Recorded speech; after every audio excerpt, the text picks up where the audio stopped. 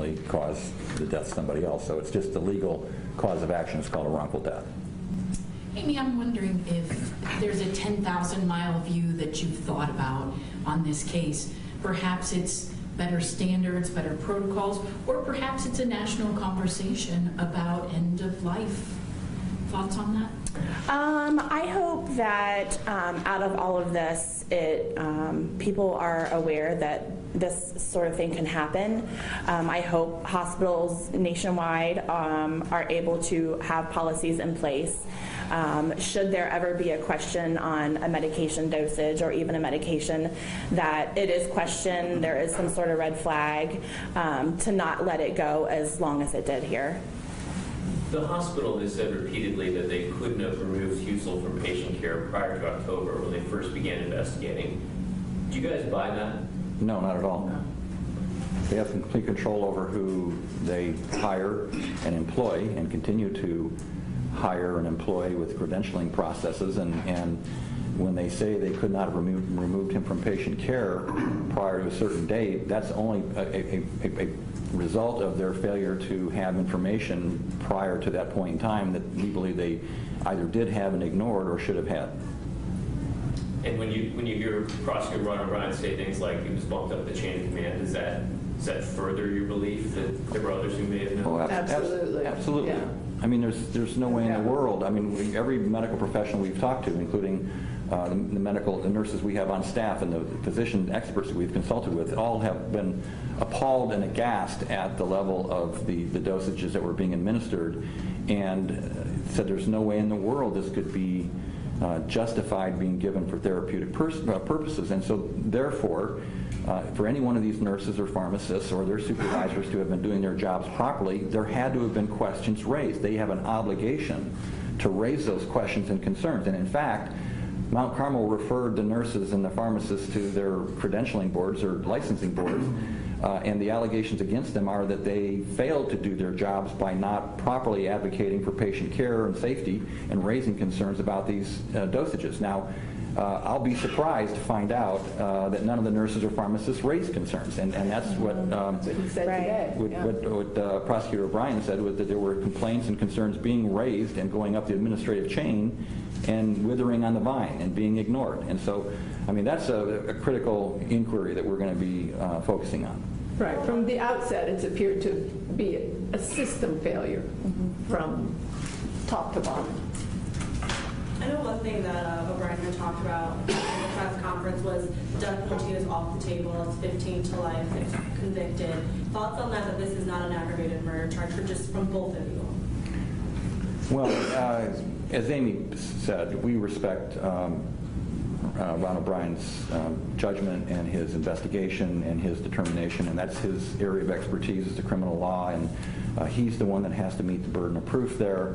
And I think it's a dramatically different kind of prosecution when you're talking about a potential capital murder case as opposed to a regular murder case. So we're not going to second guess. There isn't anybody on our side that is clamoring for the death penalty. We're going to respect the decision of Ron O'Brien. I happen to believe, separate apart from that there was and there will be proven evidence of calculation and prior design, because to me it's just unfathomable under these circumstances that a licensed, intelligent physician could be entering orders that everybody has acknowledged are beyond the pale and unjustifiable, and there not be an element of conscious calculation and prior design. In every instance in which he is issuing orders for those medications, it seems to me, looking at it from a civil attorney, that there is prior calculation and design. These were conscious decision-making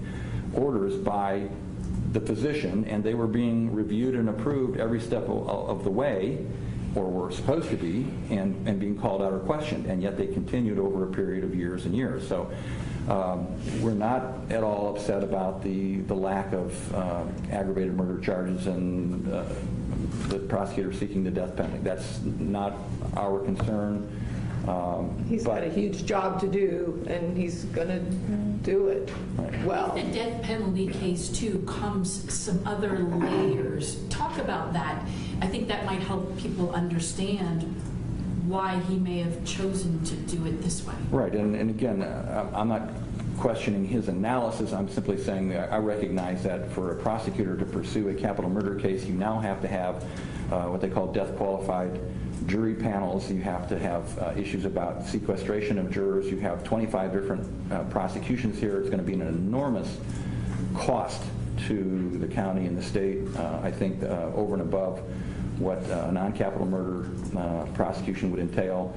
There would be automatic appeals, and Extensive pretrial publicity, and they worry about that anyway. And there's even the possibility that the death penalty may be extinguished in Ohio. It seems to be the trend nationally, and I think 24 states have already outlawed the death penalty. And so it may have been seen as a judgment by the prosecutor's office that that may have been a futile act and an expensive one, unnecessary one.